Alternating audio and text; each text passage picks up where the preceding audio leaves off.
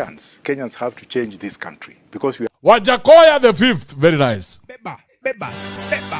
Why? The Wajackoya, he must be the most genius I've ever seen in my life. Our manifesto, I will start by saying, number one, says we shall legalize weed.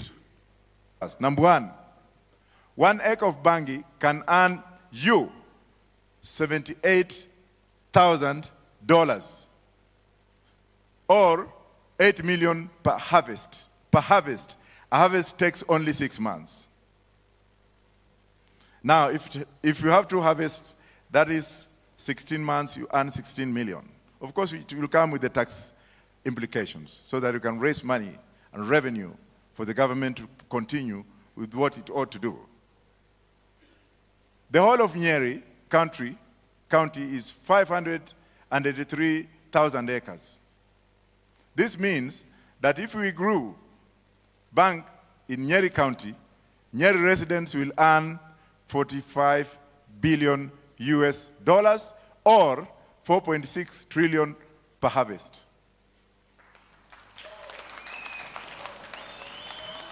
Kenya today owes China, or the debt we have today is $10 trillion. Mengine unaweza kujijazia. Yes. And because Banki is harvested twice a year, it means Nyeri residents will earn $92 billion or 9.2 trillion every year. This means if we grew bank for export, Nyeri is in 1 year, will earn the equivalent of Ethiopia's GDP.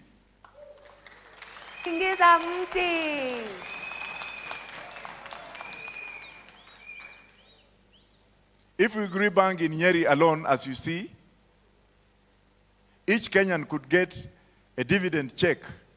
In Nyeri, each Kenyan would get a dividend check of 200,000 Kenya shillings every year from the sale of Bangi. That's Nyeri only. If we grew Bangi in Nyeri alone, we would build 3 expressways in each county in Kenya. 2 express in each county in Kenya. If we grew Bangi in Nyeri alone, Kenya could buy Bill Gates and Microsoft in just 2 years. Yes. If we grew bank in Nyeri alone, Kenya will have 10% of IMF total cash reserves. In short, we'll never have to borrow a single coin in future. And Kenya will become the richest country in the world. Mount Kenya was made wealthy by 2 cash crops, coffee and tea. In fact, Kikuyus got their economic head start in 1923 when they were allowed to grow coffee and tea. Before 1923, it was illegal for any indigenous Kenyan to grow both crops. Bangi is our next cash crop. It grows widely in Mount Kenya. Question is, if we required the permission of Muzungus, who have now legalized Bangi, why should we legalize?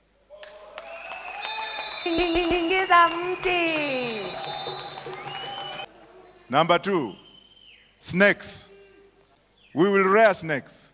If we did snake farming, each venomous snake farmer will earn an average of $6,000 or 600,000 per vial antivenom. Kadogo tu hivi na nyonga kidogo kanatoka chui kanaingia kwa chupa. Ako peke yake is 600 Kenya shillings unaweka kwa mfuko. Unaiwacha inaendelea. Alafu inasemekana hapo ya kwamba, for example, a cobra farmer will make $6,300 from a vial of cobra antivenom. If you harvest black mamba antivenom, a Kenyan farmer will take $5,300 per vial.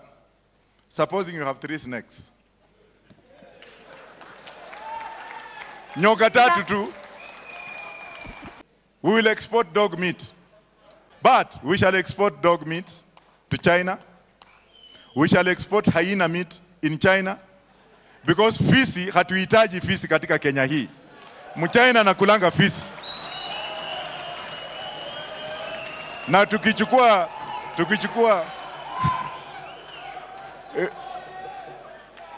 mimi nasikia 1000 fisi 1000.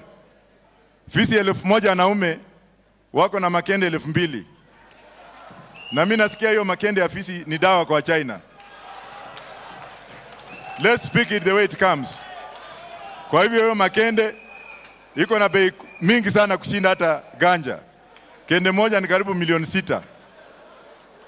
Kwa hivyo we shall export makende ya fisi, dog meat, pamoja na fisi. 1 kilogram of dog meat costs 6 times more than the price of a kilogram of goat meat. Number 4. I am on the ballot to do that.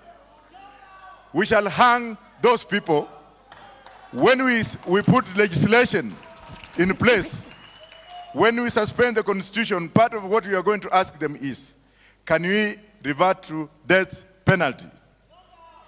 Or can we hang them? Because in China, when you steal in China, they hang you. In Japan, when you suspect yourself to have stolen from the government, you commit suicide. In Britain and America and Germany, they take you to jail. But in Kenya, you go to parliament. We are going to write down 3 things. Number 1, ukiwa umepatikana na hatia, umeiba, kutakuwa na choices of kifo. Number A, sentence itakuwa hivi. How would you like to die?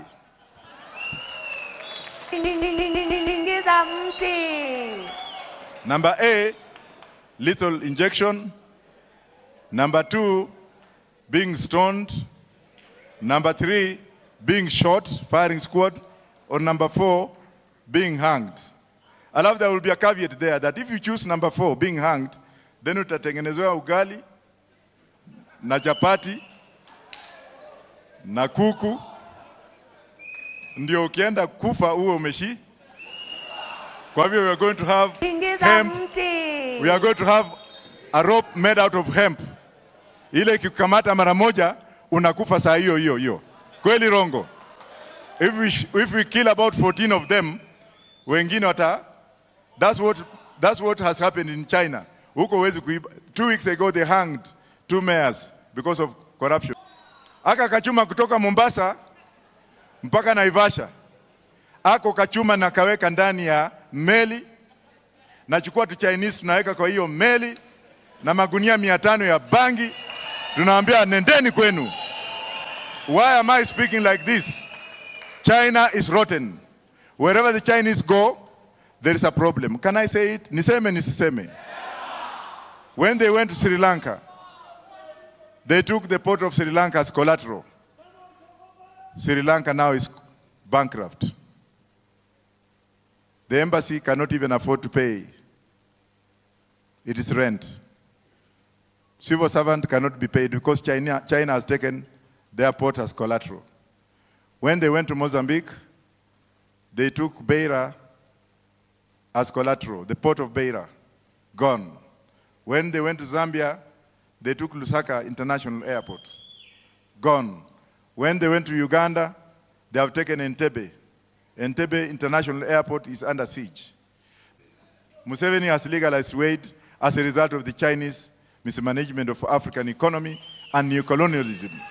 And what the Chinese are doing in this country is very pathetic. We don't know whether they have taken Lamu, whether they have taken Mombasa, and whether they have taken where? Naivasha, no, Kisumu. I'm told they have taken it. Do you have more? Yes. Tutafanya kazi siku 4. I'm telling employers and the middle class that we shall open up a 4-day working formula in a 24-hour open economy, where we shall have infrastructure working for 24 hours. Then we shall have 8-hour shift, whereby if you go in the morning at 8, you leave at 4. Somebody goes to work at 4, he leaves at 11. And the last shift is from 11 to 6 in the morning, which will mean that the rate of employment will increase. The relationship between employer and employee, the relationships between employer and employee will be cordial. Labor laws that are very restrictive will be abolished. And then on Friday, the Muslim community in the entire Kenya will have a holiday. And Kenyans will also be free on Friday in a 24-hour economy, 8 hours a shift, double production. What are we losing anyway? On Saturday, the Seventh-day Adventist is your day. And on a Sunday, Hallelujah churches, your day. But the minority Rastafarians, every day. And pregnant women, pregnant mothers, we shall have enough money to take care of you as soon as you become pregnant. We are told you are by scientific evidence. Because you are 2 in 1. A woman carries somebody in her stomach for 9 months. That person kicks that woman, does all the damage in her to make her think the other way around. Then after the child is born, the child has actually to have accessories of a mother. They titi the mom, putting scars on her body in terms of those scars when mtoto ananyonya. Kuta mwingine ni wazimu, badala kunyonya mama hapa, anauma. Those scars are painful. They're emotional.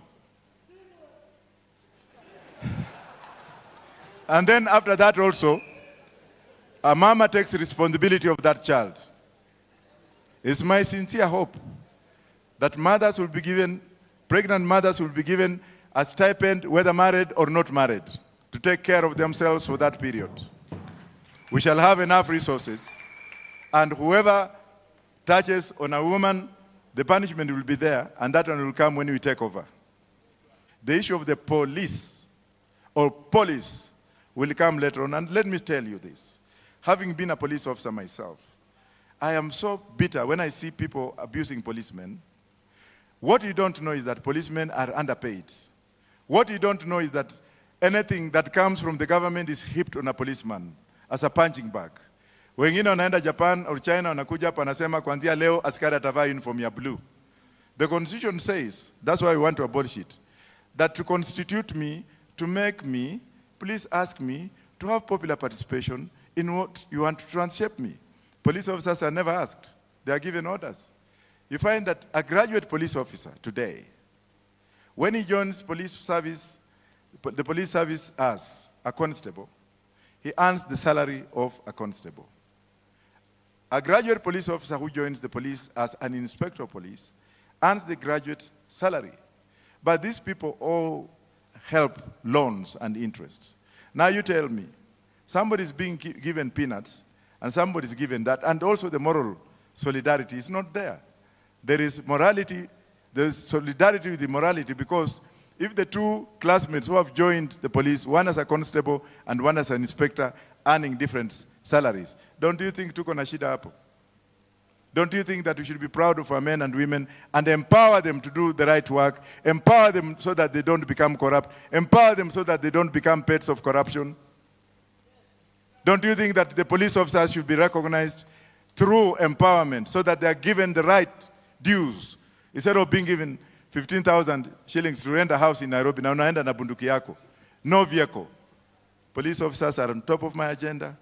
We shall make the best police force in the country, with one exception, that they will not be arresting Kenyans, because there will be no need of arresting them. We shall have enough money to take care of everybody. So, we shall have a 24-hour working economy. Now, number 7. Yeah, number 7, please. We will suspend the constitution. I've spoken about that. I will ask Kenyans, through the preamble of We the People, which supersedes the entire constitution. I'm a lawyer, for God's sake. What the constitution is in the preamble. Those first words that start. Hii ingine inakuja huku. That is supplementary. the preamble says we the people. That's where we stop. So long as you give me the mandate to be the president, I'll go back to the preamble and say, I've been given the rights of we the people. And therefore, I'll have a right to suspend the constitution, put it on hold, and ask Kenyans, translate it in all tribes, all languages, and ask Kenyans, what is it that you want? In judiciary, how comes that cases take longer in Kenya than any other place? How comes that corrupt people are jailed for 67 years, they appeal, and when they come out of the appeal, they go to seek for electoral seat? Come on, you know who we are talking to. How comes that that case of Chicken Gate versus IEBC, which was 10 years ago, is still ripe in Kenya? And those who committed the same felony, fallacious felony, in Britain have been tried. Those found guilty were jailed, and they are out of jail 4 years. Number 8, Nairobi is overpopulated, right or wrong? Tanzanians wameanza na Dodoma as a capital city, administrative city, because of congestion in land. Nigeria have put up Abuja as their capital. In Kenya, I would suggest that we create a new capital in Isiolo, because Isiolo has got so much land that if we start building, we cannot even finish. We shall take our administrative capital in Isiolo. And Isiolo people, wherever you are, mahali mupo, Isiolo mupo, tunakuja huko kujenga new capital city, na mniruhusu nikiwa rais wenyu, hata State House itaenda Isiolo. Parliament will be shifted to Isiolo. State House will be shifted to Isiolo. Administrative buildings zitaenda Isiolo. Hapa. But in Kenya, we're going to introduce 8 regions for administrative purposes. And we shall have chief ministers in each region. Counties will remain within regions. The federal government will operate from Isiolo, whereby each state will have its own parliament, and each state will have its own counties. We shall no longer have 47 governors. We shall have county officers, and whatever state wants to name them or to conjugate them into what have you, it will be there. So that tukiwa na Rift Valley, for example, Nakuru will be the capital city of Rift Valley. Why we are proposing 8 regional assemblies, so that people can be accounted to those assemblies. 10, we shall deport all undesirable aliens. We shall deport the Chinese first.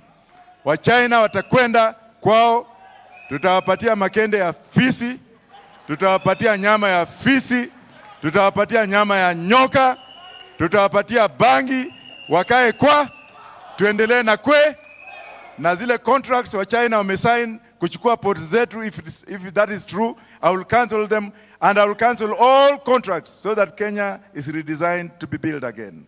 Ladies and gentlemen, as I leave, I would like you to pledge one thing. We need peace. We don't need to fight.